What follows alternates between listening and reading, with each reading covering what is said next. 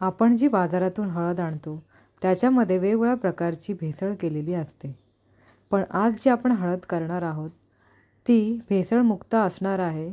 शिवाय वर्षभरसुद्धा आरामात ती आपण साठवून ठेवू शकतो।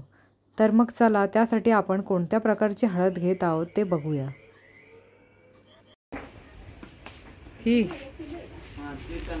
ही कुठली आहे? सेलमची हळद आहे ही। आपण हे सेलमचे हळकुंड वापरत आहोत हळद बनवण्यासाठी। हळद ही 3 प्रकारची असते। गोटे हळद असते, ही हळद चांगली असते व सेलमची हळद चांगली असते ना। ही एकाच प्रकारची आहे ना सगळी? सगळी किती मिळून येते? 11। आपले हळकुंड आता घेऊन झालेले आहेत। आपण हळद बनवताना हळकुंडा व्यतिरिक्त आणखीन काहीच घालणार नाही आहोत, त्यामुळे आपली हळद ऑर्गॅनिक बनणार आहे।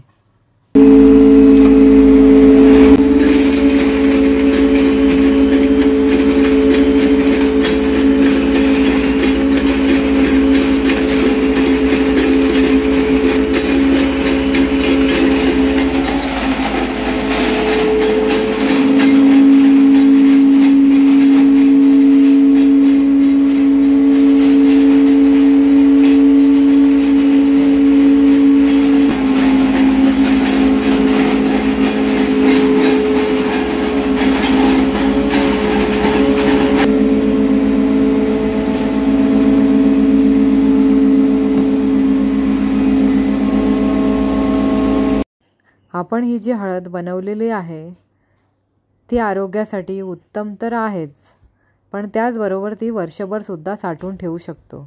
वर्षभर साठवण्यासाठी आपण ती हवाबंद डब्यामध्ये ठेवायची आहे आणि आपल्याला जेवढी लागेल तेवढीच ती छोट्या डब्यामध्ये काढून वापरायची आहे, जेणेकरून त्याचा रंग आणि वास उतरणार नाही।